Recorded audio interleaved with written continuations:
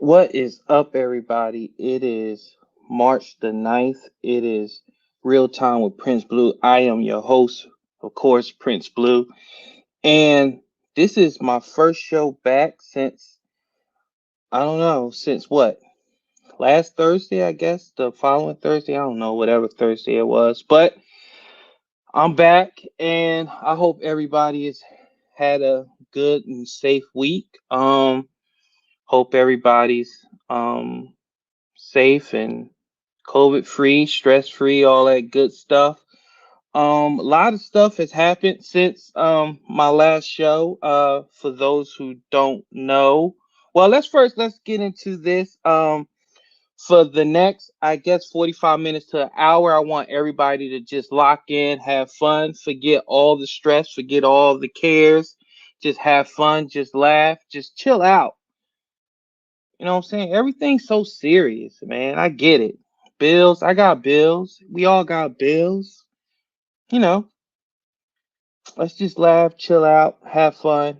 Just what I'm here for. Um, put all your stresses on me, put all your worries on me. Laugh with me, joke with me, talk with me. I'm here. Help me help you. You know what I'm saying? So let's have fun. But for those who don't know, I was off Twitter for a week. People was reporting my tweets or whatever. So um, Twitter got me up out of there for a few days or whatever you want to call it. And whatever, you know. Nah, this an old hat, Joe. What up, Joe? J Bink, what up? But I'm not gonna get too much into it because that's a whole episode. I'm just gonna devote to just that. Hey T, I'm not bending it. I like flat hats. Damn you, Joe. This ain't baseball. I'm not putting that stuff that pitchers put underneath their cap where they about to throw an illegal baseball. I'm not doing that. Black people, we like our cap straight so you can see the barcode underneath so you can know we bought this bitch. It's scanned and paid for. That's what the barcode's for. What up, Doc Drew? Ha. But yeah, people was reporting my tweets or whatever because as a lot of people say, once you start saying real shit and some shit that people don't want to say, they start digging in the crates to try to find stuff to get you out of here. And we all know Twitter's automated, so they look for certain buzzwords and then they get you up out of there. But I'm here to tell you, uh, I could have been back that day. I could have been back that hour because all I had to do was just say certain little things and I would have been back. But I just wanted to sit back, just reflect, just take a break. We all need a break sometimes. And that's what I did. I took a break, gathered myself, got my thoughts back, figured I'd just come back and just do what I had to do. Found out who the snakes were in the grass.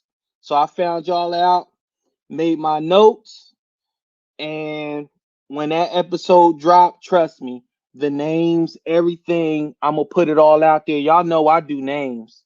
I don't I don't do sub tweets, subliminals. I just bring straight ether. I do names. So that whole episode, I'll let y'all know when that episode comes, and I'm just gonna drop straight names and we gonna do that. But I want to have fun with this episode. And I wanted to start with the NBA All-Star game. Uh, for what it's worth, I don't think we should have had the NBA All-Star game. I think it was a money grab. And I think for the first time in Adam Silver's, I would say, um, unblemished career, he showed his ass. And he showed that money talked. And all that bullshit about players first, the money came first. Cause that was a damn money grab. That was a pure money grab. That was pure greed. You got women sleeping in U-Hauls. You got women shaking their ass for, I think I counted $4.75 on the ground. You got women doing GoFundMe's to get back to get 40 miles back home. You got you got two of your brightest young stars who couldn't participate because they tried to get fresh with the barber, and then they had contact tracing and they couldn't play. That's the bullshit we talking about.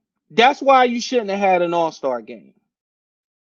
You tried to condense all that what is normally a weekend when you got sponsored parties, you got celebrity events, you got a 3 day events, and you tried to condense all that. It was so condensed. My dad called me and he said, "Damn, by the time they play the All-Star game, I'm gonna be asleep."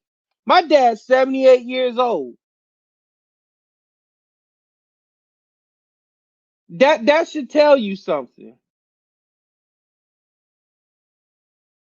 You can't tell me.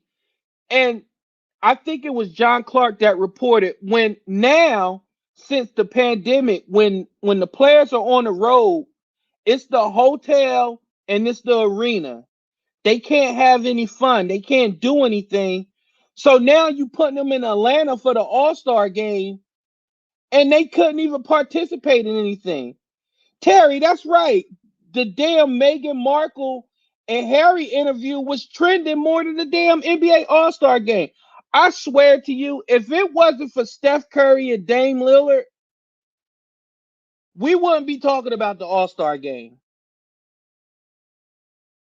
Because what we saw was just pure greed and capitalism at the highest level. Adam Silver, you should be ashamed of yourself. And what we saw was at the end of the day, I don't care if you LeBron James, um, Steph Curry, Giannis Antetokounmpo, you high price property. You high price property. You ain't bigger than the logo. LeBron, Giannis, you ain't better than the silhouette. Because when the NBA say jump, you better fucking say how high. Y'all wasn't marching to the back of the damn to the locker room. Y'all wasn't standing in unity to the locker room. Y'all wasn't standing with y'all fists in the air protesting in the NBA All-Star game. I saw LeBron James falling all over himself on the sidelines, goofing it up, slapping it up, slap assing, grab assing, having fun. I'm not blaming them. I'm like, if you got to make the best of it. You're the marquee name. If you're not having fun and being a good soldier, then everybody else gonna follow suit. So you did what you had to do. I'm just further letting people know that when push comes to shove, you high price property. You gonna do what the money says do. Cherry Brown, we we saw that last year when LeBron was talking about boycotting, they shut that shit down quick. Absolutely, absolutely. He's the money. He's the money. LeBron has so much power within his power structure. But best believe, if that's swoosh, LeBron shut the hell up. LeBron gonna shut the hell up. I mean, we all see it. We all know, and it ain't just LeBron. It's all of them. All of the thing about the NBA and these players now, the NFL, the MLB, all these athletes, they're brands within themselves. They're corporations within themselves. You got 19-year-olds, 17-year-olds, hell, 15-year-olds, already corporations. They already know.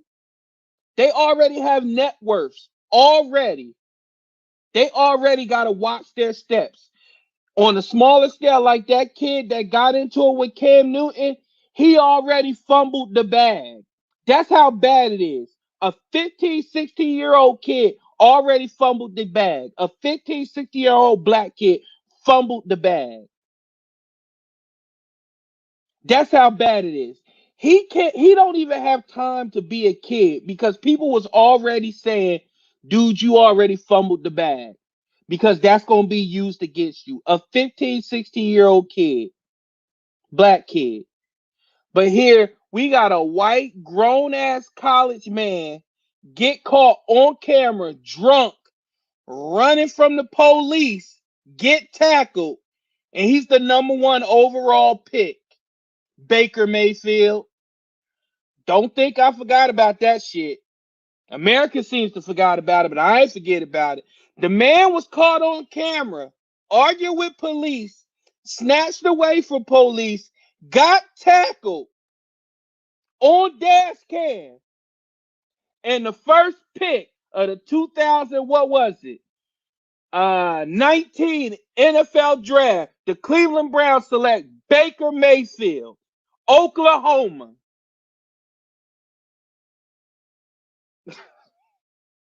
Only in America, you can run from the police, get tackled, be drunk, be the number one overall pick, or get caught in the bathroom with a rolled up $100 bill and get picked again by the Cleveland Browns in the first round. Johnny Football. But I digress.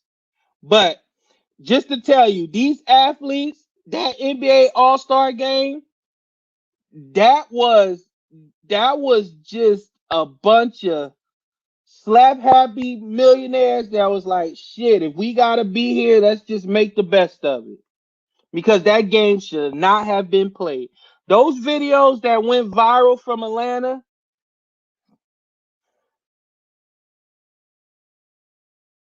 the fuckery that I saw was on levels of fuckery. Like if there was a fuckery scale from 1 to 10,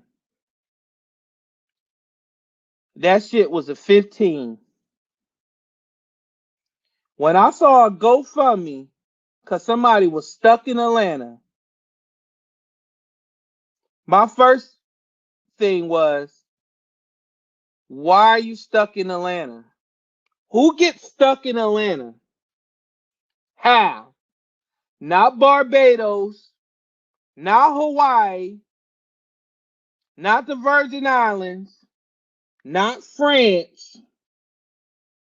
Hell, not New York, Atlanta. You got stuck in Atlanta.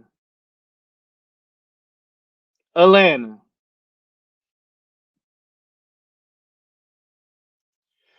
Cherry Brown, the GoFundMe was $1,000. All you needed was $20 and $2 for a vending machine. Why the fuck you need $1,000 to get out of Atlanta? Atlanta. She needed $1,000 to get out of Atlanta. A rack. A whole damn rack. Well, shit, she should have used the rack she was born with. She could have got more than a thousand with the rack she was born with to get out of Atlanta. Terry, I'm not talking shit about Atlanta. I'm just saying you don't need a whole grand to get out of Atlanta. Drop me off in Atlanta. I can get out of Atlanta right now with $2.32 in a dream. I could make it out of Atlanta. Believe that. Believe that shit. Blue, we gonna drop you off at Buckhead. All right, what I got? You got a stick of bubble gum, $3, and a snapback. All right, bet. I'll be in Charlotte by 2 a.m. I just kid you not. She needed $1,000. Got close too to GoFundMe. Was like, what is this? This is destroying the very fabric of what GoFundMe is for. We got people that need cancer treatments. getting less money than this girl who's stuck in Atlanta.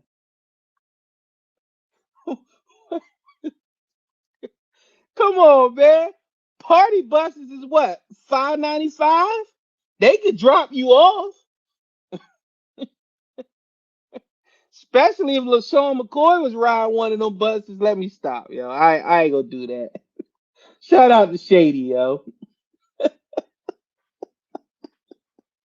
Cherry, what you say? They need those old school air tran flights to come back. Hey, listen, you she needed Soul Plane, that Kevin Hart Soul Plane, and I'm gonna get into that. I'm gonna get on that nut in a few seconds because that man. Listen, let's just get into it now. I'm gonna get off old girl who got stuck in Atlanta.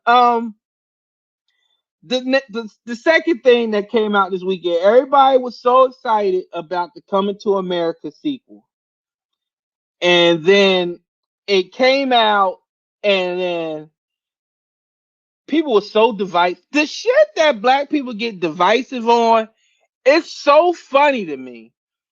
It's like y'all was so mad, like we was so mad about Coming to America. What did y'all expect? The first one came out 30 years ago, and it was ahead of its time back then. That was back when comedy can be comedy. It was rated R. Eddie was in his prime. He can do no wrong. Eddie can say what he want, do what he want. Think of all the comedians that was in that movie was in their prime. You had Arsenio in his prime, Eddie in his prime, John Amos, staple in the community, in the urban black community, in his prime. You had script. Script could have been written any better. Characters, legendary. Story, written to perfection. Non-plausible as shit, but it worked. Now fast forward 30 years later, 30 something years later, and y'all was mad. Look what we had to deal. Look what they had to pick from to bring it to these times. The people, the comedians they had to put in the sequel. I'm not gonna ruin it. I'm not gonna ruin it and talk about what happened in the movie, but my whole thing is this. We get mad about these sequels, especially these black movies, these black sequels, and we gotta realize our childhood is gone. Stuff that we grew up on is gone. We can't get that back. We're not gonna get that back because it was a different time then. Now you get canceled just for uh saying hey you, because now everything gets a label. Like you can't say hey you, hey you what, hey you man. Oh no, he's not a man, he's non-binary. Hey you girl, don't say girl. Girl is disrespectful. Girl is too weak. Say woman, don't say woman, that's too forceful. You know everything is twisted. Like you gotta choose everything wisely. Cherry Brown, they got that Coming to America with Black Panther. It is what it is. Plus, everybody's too sensitive. You have to be PC nowadays to make any kind of comedy worth a damn. Cherry Brown, exactly. And the moment Coming to America was PG-13, we already knew what it was. You knew what it was. The moment it was PG-13, you should have known they trying to make it appeal to the masses. Back then, it was rated R, take it or leave it. Guess what? If you back then PG-13 meant parental guidance. Sit your ass down. We gonna watch this. You gonna see Eddie Murphy get his balls scrubbed. Dad, why is that lady coming out the water? Don't worry about it. Shut up. You just gonna learn. You gonna learn tonight. You gonna learn today. That's king shit. That's just what it is. That, that's just what it is. That's just what it is. Trading places. That's what I found out. Jamie Lee Curtis is something she ain't nothing to play with. That's when I found out. When she told Winthorpe the rent ain't the room and board is the only thing around here free. When she took off her shirt, it's a different ball game now. The moment Coming to America was PG-13, and you saw that whole ensemble cast. You saw Tracy Morgan, you saw Wesley Snipes, you saw Haddish, you saw all the rest. You saw old girl that looks rough in the face but got the body. What's her name? That's married to Amon Shumpert. What's her name? What's her name? Why can't I never think of her name? Why can't I never? What's her name, y'all, in the comment section? What's her name that people always be super her music up, but I don't see it. What is her name? Cherry, help me out. What's her name? What is her name? She married Tiana Taylor. There we go. Her. Yeah, her. Yeah, Tiana Taylor. Yeah, they couldn't even say the royal penis is clean, Your Highness, in this movie. Expectations should not have been that high. You're absolutely right, Cherry Brown. That's what I'm saying. Like, we should have had expectations lowered for Coming to America. You laugh, you I chuckled, then I moved on. Eddie is a legend, one of the greatest of all times. His filmography can't be touched. Can't be touched. Eddie had a career that he had so many phases in his career that it cannot be touched. Can't be touched. Anthony Michael, you enjoyed it. That's fantastic, and that's the thing. You A lot of people enjoyed it, and I respect that. I laughed at it. I laughed. I enjoyed it. But the fact that people are like so upset, I was like, what did y'all expect? Did y'all really want it Coming to America 2.5? Like, what did y'all want? Cherry, that's the most underrated thing that people missed about it. So many black actors were back to work at Coming to America. So many. Outside of Tyler Perry. And I don't even want to get into Tyler Perry because you know the only type of people he hired.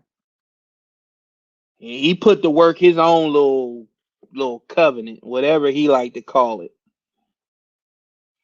But it was fantastic seeing Wesley working, seeing Tracy do his thing, Eddie giving a nod, and a lot of people don't see Eddie does this a lot. Like in Beverly Hills Cop, when he had Damon Wayans up there, he be having Chris Rock up in his movies.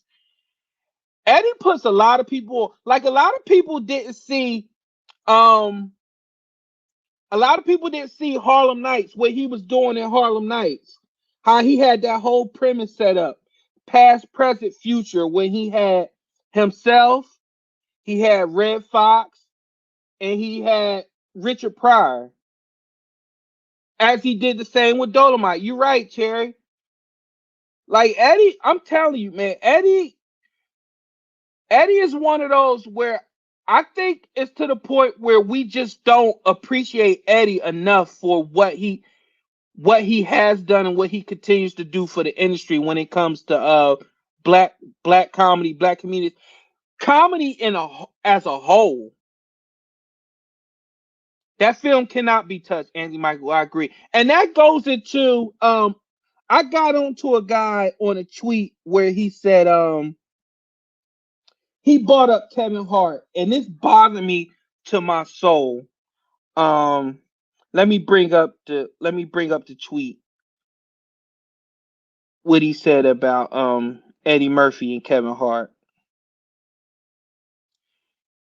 This guy said it goes to at T Mac Blue. He said Eddie Murphy got a better filmography than Kevin Hart. 4 question marks.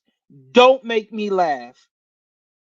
Just to let you know, the motherfucker got ratioed off of Twitter. Dog, are you serious right now?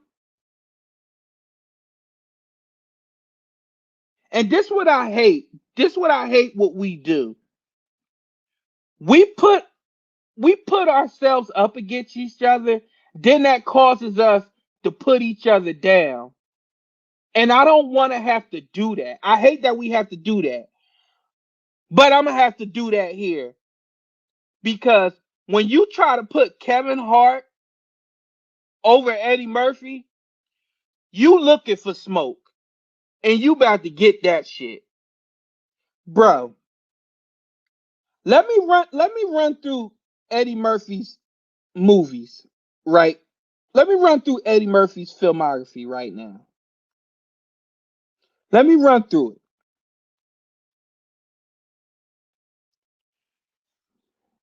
48 Hours, Trading Places, Beverly Hills Cop, The Golden Child. Stop me. Stop me when I name a movie that Kevin Hart has made that's better than a movie that Eddie Murphy has done. Beverly Hills Cop 2, Eddie Murphy Raw, Coming to America, Harlem Nights, Another 48 Hours, Boomerang, The Distinguished Gentleman, Beverly Hills Cop 3, Vampire in Brooklyn, The Nutty Professor, Metro, Mulan, Dr. Doolittle, Life, Nutty Professor 2, The Clumps, Shrek, Dr. Doolittle 2, Showtime, oh, The Adventures of Pluto Nash, Womp, I Spy, Daddy Daycare, The Haunted Mansion, Shrek 2, Dreamgirls, Norbit, Shrek the Third, Meet Dave, Imagine That, Shrek Forever, Tower Heist, A Thousand Words, Mr. Church, Dolomite is My Name, Coming to America. What are we talking about here? I didn't even say Life. I purposely left out Life. What are we talking about here? Are you trying to tell me that Kevin Hart has a better filmography than Eddie Murphy? See, this is what I'm talking about. This is the danger of social media. People want clout and they'll say anything for it, just for attention. Do you need to be hugged? Do you need to be rocked that night? Do you need a titty? Do you need to be loved? Do you need LL Cool J?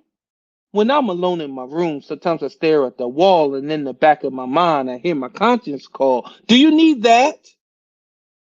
Because you done lost your ever loving mind. Name one movie that Kevin Hart has done that you would quote to somebody else, that you could just walk around and just quote. I want the knife. Sodom Newton.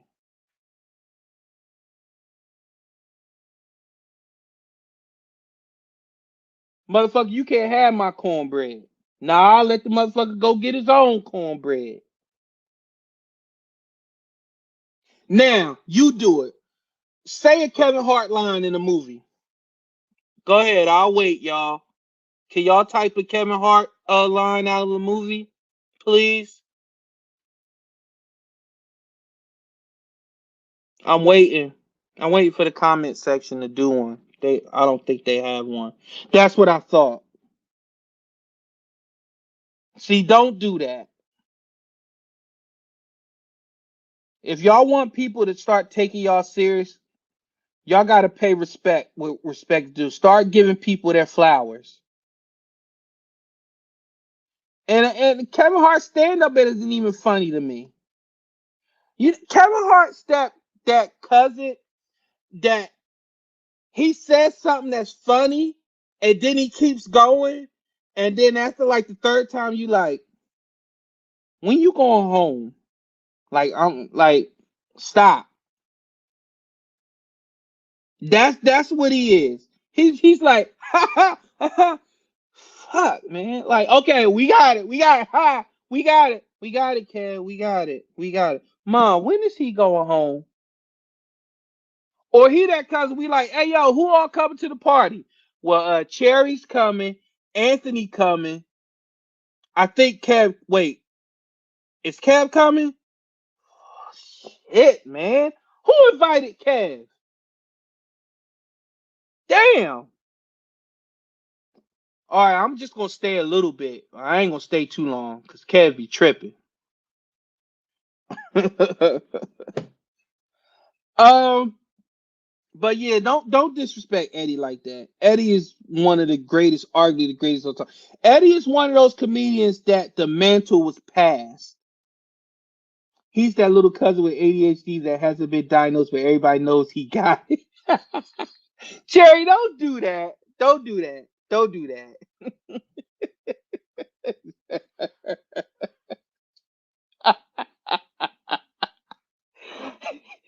He's that one that's extra hyper in class, and he's smart and he could do the work, but if he could just calm down and focus, he could pass the class.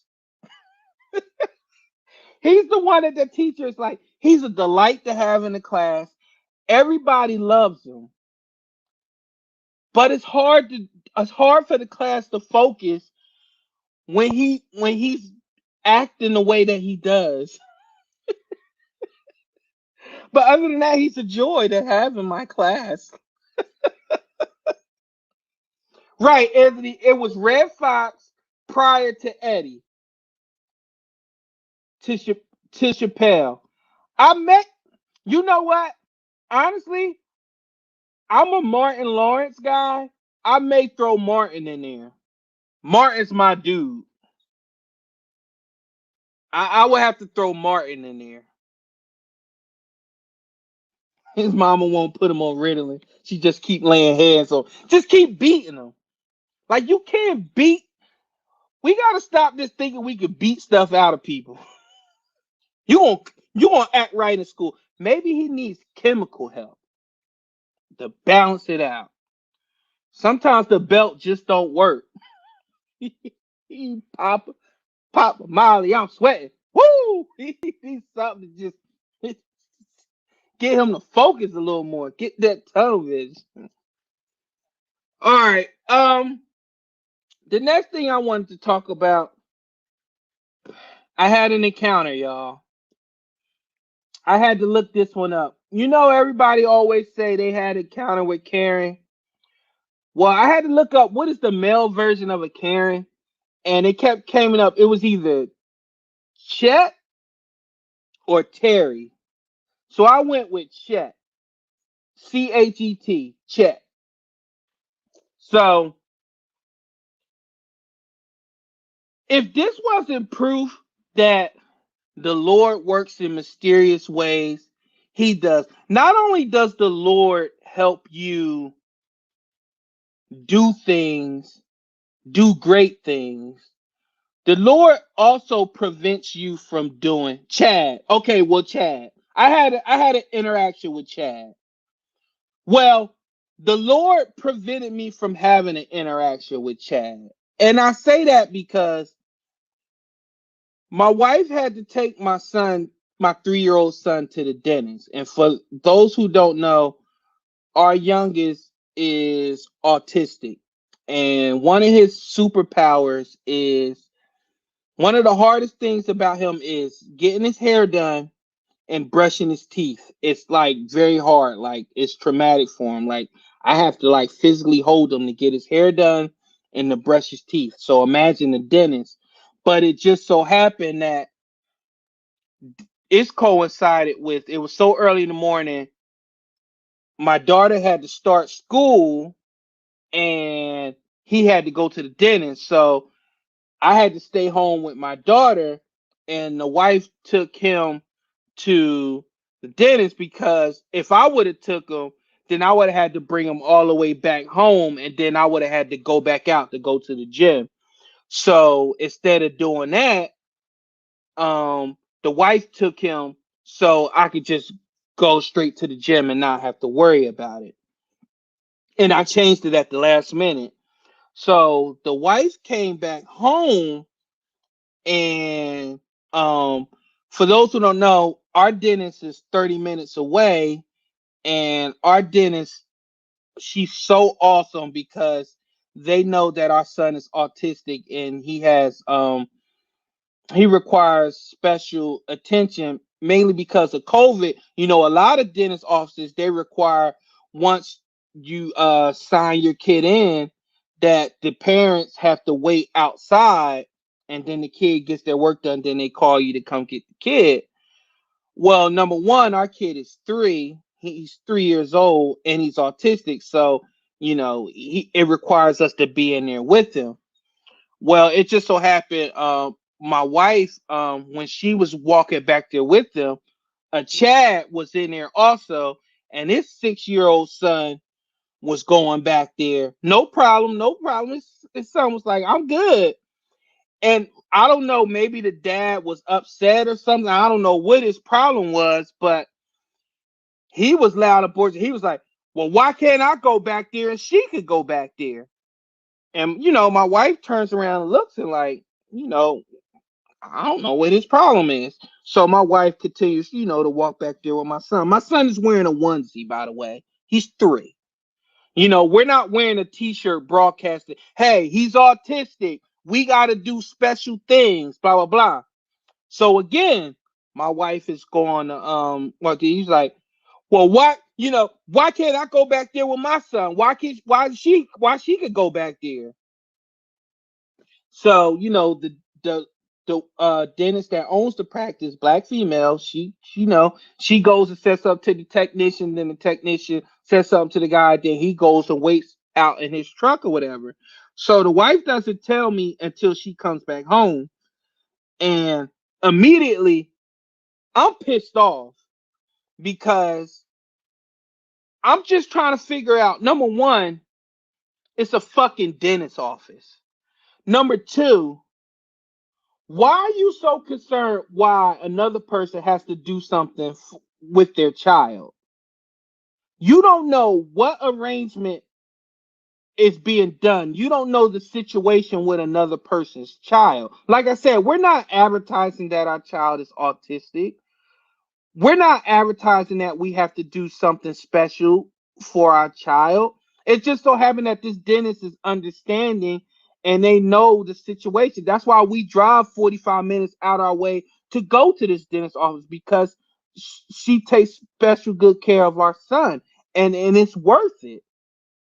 And then it also bothers me the fact that he felt that much he felt that much emboldened that he could talk like that to my wife. Because Lord knows, I want to know if he would have had that same fucking energy if that was me there with my son. Well, he would have said, "Why does he get to go back there with his son and I can't?" Because Lord knows, if he would have had that same energy, I probably would have walked him to his Dodge Ram, put him in his Dodge Ram, put that bitch into reverse, and let it roll back into the woods. Because who the fuck do you think you are? It's a dentist office. Why are you making a scene with your kids around? Don't be stupid, Bob. Why are we doing this? I'm not off of this. I'm not off of this nonsense. Especially when it comes to my child. It's already tough. He's already It's already traumatic for him to be at the dentist office. I gotta worry about him. He's already scared because he knows that he's going to be in a chair and I'm going to have to hold him down, and he's going to have to and people are going to be putting instruments and stuff in his mouth. Now I got to worry about you yelling because I got to be back there with him. Like I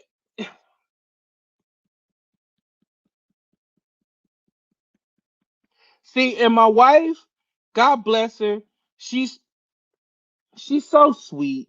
She and My wife knows how bad she knows how bad my temper is. She hates when I get upset. So she didn't tell me till she got home because she knows how I am. Because I'm automatically packing the rest of the kids up in the car and I'm on my way there, whether she's on her way back or not. And I want to see if Chad has an issue, if he wants to talk about it some more. Like, and I'm automatically asking the dentist, does she have room for one more? Do you do adult teeth as well? Do you have room for molars? Do you have room? Can you do adult dentures? Because obviously he wants some veneers because he clearly doesn't want all his upper teeth. This is my problem for the Karens, the Bobs, all of your ilk in the world. Stop worrying about what other people are doing that doesn't concern you. I used to always think curiosity kills the cat was the dumbest saying in the world, but it really does. Now I see why in horror movies white people die. What was that noise? I don't know. I'm gonna go check it out. Let me see what's going on. I heard a chainsaw. Let me go see what that noise is. Why? Why are you going to see what the chainsaw noise is? Call the cops. What are you going to do in your moo and your bunny slippers if you hear a chainsaw? What are you going to do? Anthony Michael, as a white guy, it caused a lot of white people feel entitled and are bothered when anyone gets priority over them. Anthony Michael, and I don't want to feel like it's like I just don't get it. It's not at that point in time it wasn't about a priority because trust me, if it's not, I don't want to be priority over anybody. It's just the fact it was my son's turn to get his teeth done and he's autistic and that's her dental, that's her practice, and she chose to allow me or my wife to be back there with my boy as he gets his checkup. Now, if she said no, then guess what? I'm not getting upset. I can either A, go sit in the car, or B, find a practice that does. But I'm not going to argue with her on the rules of her practice. That's the mentality I'm trying to figure out. What was Bob trying to do? In his mind, it's a priority. That's how his delusional brain sees it. Obviously, like I would have went outside. She's like, is it your practice? Like that's her rules. That's like when I was a police officer and people would get upset. They gotta serve me at this restaurant. Ma'am, no, they don't. They can say, I don't want to serve you because I hate your face. Is it a bad business model? Yes. But is it within their rights? Absolutely. It's their business. They can do what they want. That's why we have Yelp, Better Business Bureau, um, whatever other uh Twitter, whatever, however you want to bitch and complain and protest. But it's their business. But that was it was kind of my run in with Chad, but it wasn't. Thank God it wasn't my run in with Chad because y'all, I don't have the time. Hence my Anthony Michael. Hence why I'm not dating a white girl. Well, all right, Michael. What you got? What you got? You an Italian girl? What you got, Anthony Michael? Let me see what you got. What you got? Let's see what you got. Oh boy. Oh boy. Yep. Well, listen. It's all about the mentality.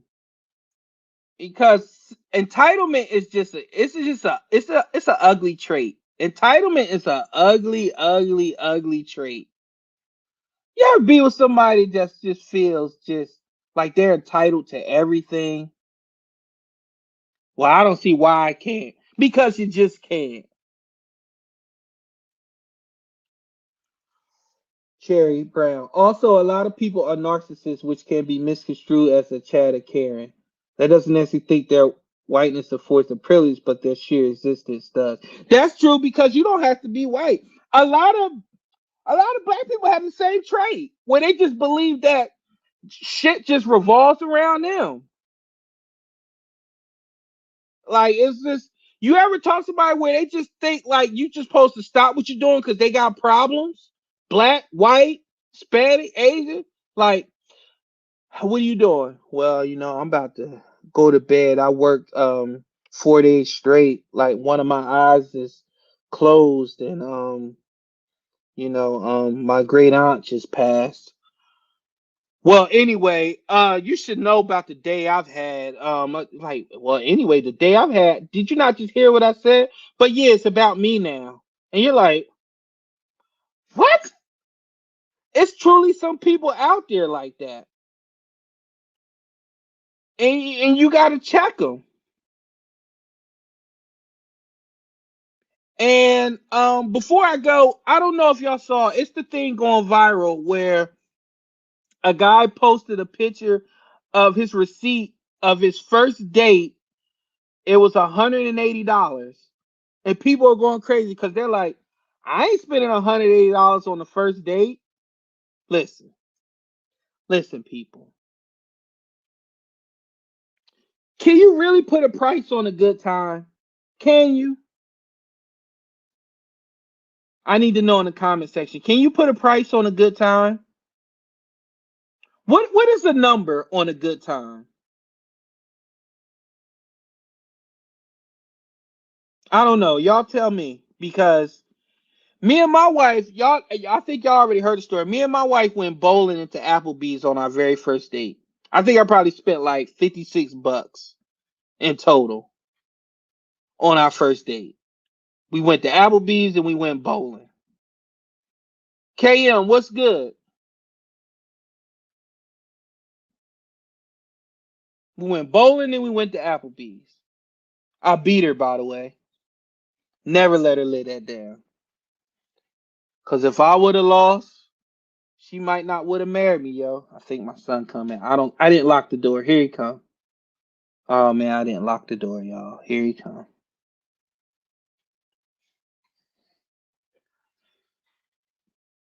So I think money doesn't need to be a factor. If you click, it'll be a good time. I see. I agree, Anthony Michael. And for all intents and purposes, I always get it wrong. Is it for all intents and purposes or all intents and purpose? Well, we'll get back to that. Just let me know. But I asked my wife, I said, what do you want to eat? And she said, it's up to you. And then I said, well, let's go to the greatest establishment that's ever been invented, Applebee's. So it's intent and purpose. Ah, see, you learn something. I always mix it up. I'll be like, for all intents and purposes. And people be like, what? That's what you get for be trying to use all them super big words, super big meanings, and be all fucked up. Karate Mark, like your attention. Shut up, KM. But yeah, so we went to Applebee's. That's what my wife, she wasn't my wife, did. She broke it down to me. She was like, I'm a vegetarian. Even better. So bring her the salad, bring me boneless wings and a cheeseburger. You can put her lettuce on my cheeseburger. I remember that was the first time I had uh what's the dip? She loves that what's the dip? Spinach artichoke dip. That's the very first time I ever had spinach artichoke dip with my wife. Now we get it every time we go somewhere. She likes spinach artichoke dip, but she hates the artichokes. Yeah. But yeah, everybody's making a big stink. You had some people that are saying $180 is too much. I wouldn't have paid it. Well, you had to know it was going up. Like, how do you lose track of $180? Anthony Michael, my first date, we went for a walk in the park in Queens. See, how about that? Getting to know each other, chilling out. KM, what was you and Alicia's first date? And grabbed a slice of pizza, Anthony Michael said. See, that's what I'm talking about. New York pizza, so good. So good. If y'all vibing and you can't afford it, who cares? Cherry Brown, that's my feeling. If I'm vibing, who cares? If that's what matters. In the grand scheme of things, it didn't matter how much I spent when I was with my wife. The only reason why I remember how much I spent with my wife, because it's funny bringing it up that we went bowling and we went to Applebee's. Because that's why I remember it. Because it's so basic that you remember something like that. But I don't remember it because it was inexpensive. I just remember because it was so basic. Like bowling, Applebee's. Like they was like literally within a mile of each other. And both is still up to this day. Yeah. And if you and I remember when my wife, hey y'all, I had on some nice blue jeans, right? And I had on this Coogee I had on this Coogee it wasn't a sweater. It was the jacket. It was like the sweat jacket, but I didn't buy the pants. I just bought the jacket. And I had on these all white Jordan ones. Yo, I was fresh, y'all. I was fresh. But my wife always laughing because she was like, dude had on a Coogee jacket. Like, who does that? Like I do. I had on a Coogee jacket. I was fresh. I don't care what nobody say. I was fresh. I was bowling in slow motion because I was so fresh, yo. I don't even think I took off my jacket because I was that fresh. Like I was so fresh, I started with 3 strikes. Like I ain't even had to bowl. I had 3 strikes right off the bat. The computer was just like, "You got it." Cherry Brown was. I went on a first date and we went downtown to the movies. Then went to some other spots. We vibed, and the short ended up being about 150. Hey, Cherry Brown. Are you a big fan of the movie theaters that serve the food? Like we have one, it's like Studio Movie, blah, blah, blah, Studio Movie Grill. Me and my wife, we love that spot, but of course, after the pandemic, it's kind of hard to get into one of those. But those are pretty good. We like the cheese fries there. But like you said, Terry, like when you vibing, like nobody even talks about money. And you know what? If you really vibing, sometimes the lady be like, I got the drinks. Or she'll be like, I got the food. Y'all can hear my son? I forgot to lock the door. But but yeah, money's no object if you're with the right person and you're having fun. Especially if you're still with the person now. Like tell me, did it really matter what you spent? Like 8 years down now, 3 kids later, I don't give a fuck about that $56.23. I don't know why I still remember how much it was in total. But listen. And y'all, listen, I had a pocket full of money. N- No cap. I had about $1,300 in my pocket. Because as a police officer, right? We work a lot of off-duty jobs like security gigs, and they give you like checks or they pay you in cash. And for some reason, I was too lazy to go to the bank or too lazy to go to the ATM and deposit the money. So I would walk around with the cash on me. So Not only did she meet me in the bowling alley, I had on a Coogee sweater, Jordan ones, jeans, a fitted, but I also have $1,400 on me and some loose, uncashed checks.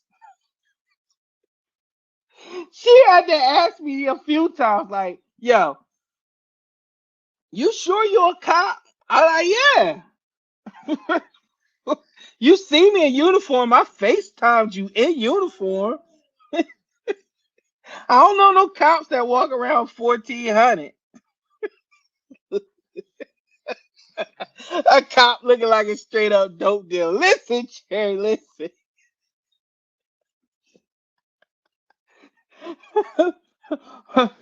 She asked me where was the office. My car is the office. Do. Then I took her on a ride. Um, Cherry Brown, I'm a little hood too. We might stop by the corner store and get a pint to sneak in. Just as a hey, listen, ain't nobody about to be paying no $8 for a box of goobas, is it? A track nigga with a bag. Yo, I kid you not. Yo, Jay, I used to go to like police training, and when I would walk in like dressed down, people be like, "Yo, we need to use you for decoys." Like to pick up prostitutes and stuff. I was like, "Damn, that's how y'all think of me? You need to do undercover work. Like this ain't New York undercover. What I look like JT to you?"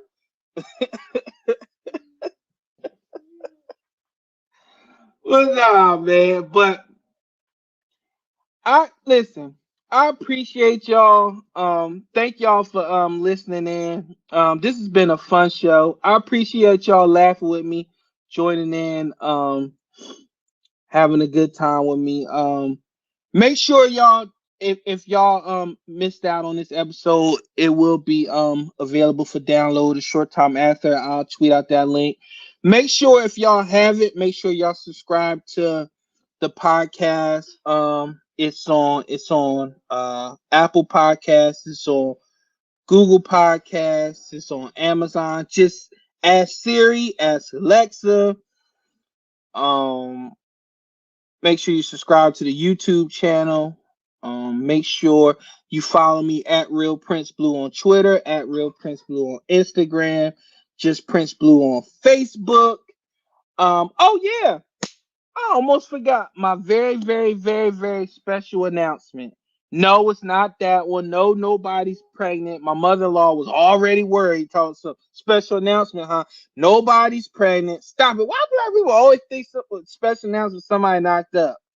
And we about to ask y'all to babysit. Nobody's pregnant. Again, nobody's pregnant.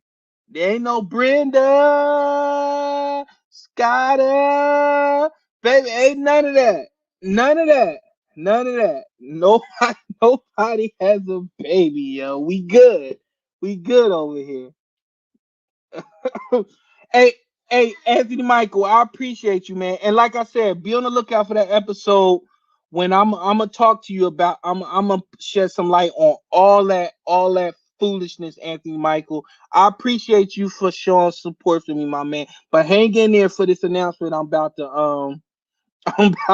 to shout at you. So doing all that foolishness when I was off of Twitter, I did 2 episodes with my other fellow retired homie from Charlotte Mecklenburg Police Department, Jonathan Stepper, retired sergeant, and we did 2 behind the badge episodes, and they were knocked out the park. They got a whole lot of reviews, a whole lot of hits. I was getting friend requests. I was getting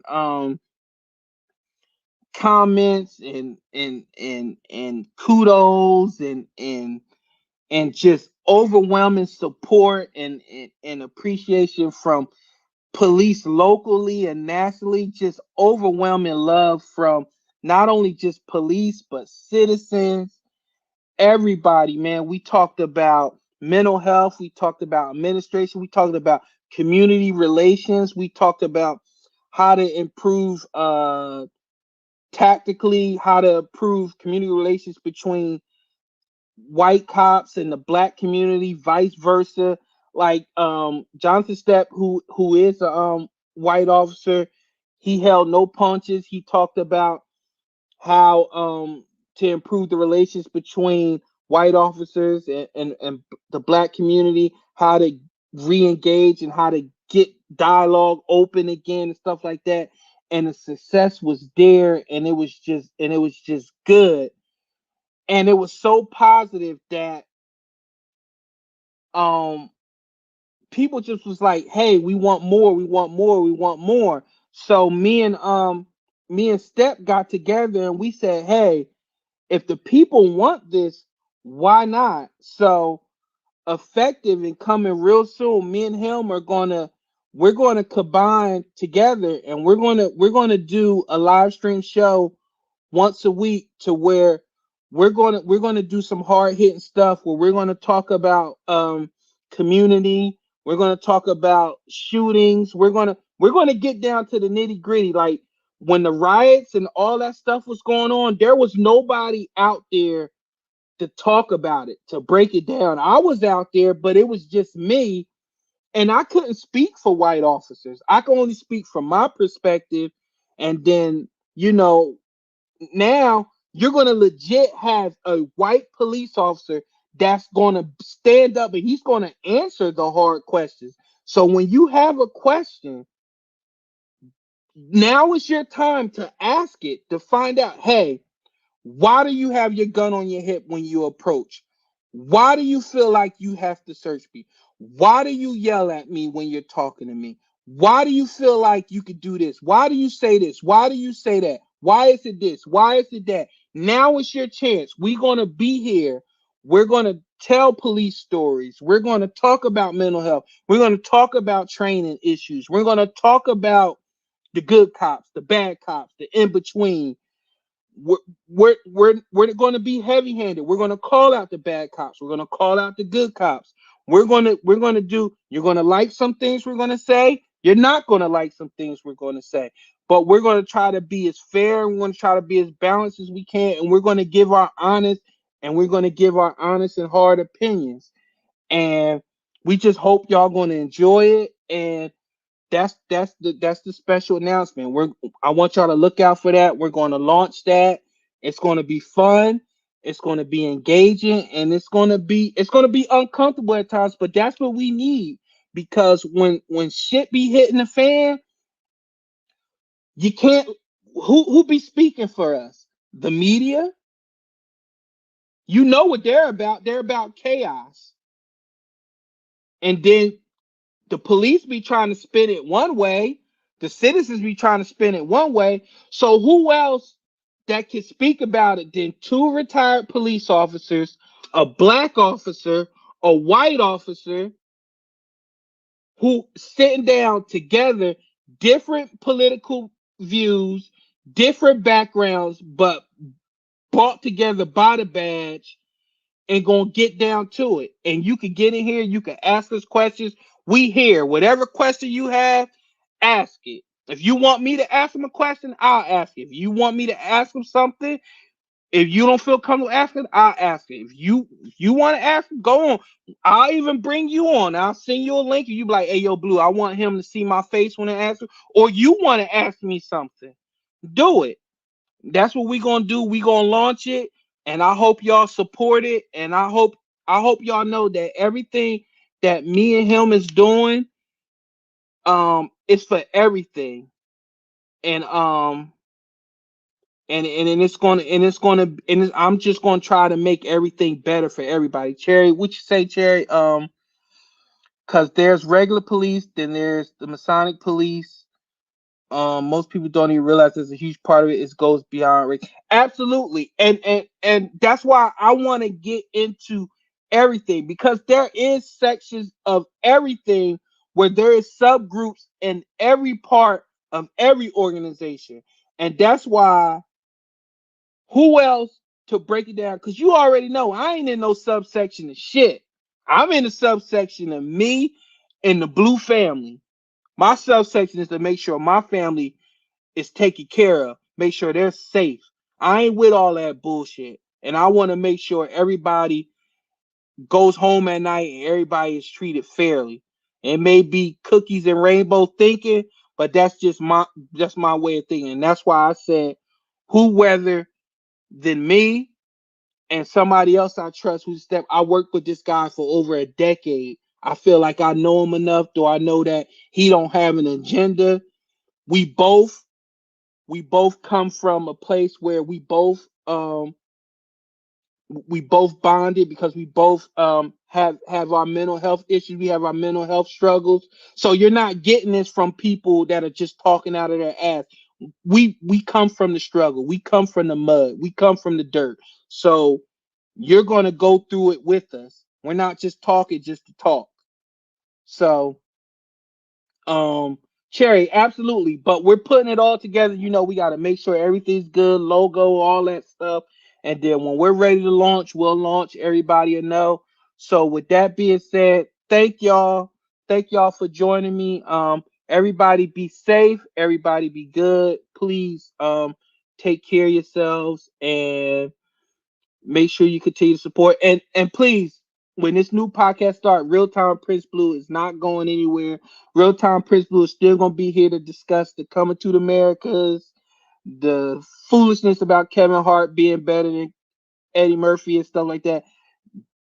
Batman not being better than Iron Man. Real Time with Prince Blue is it's gonna be all about the foolishness, the podcast for the petty. That's what this is gonna be here for. The other podcasts with the police and the social justice issues, stuff like that.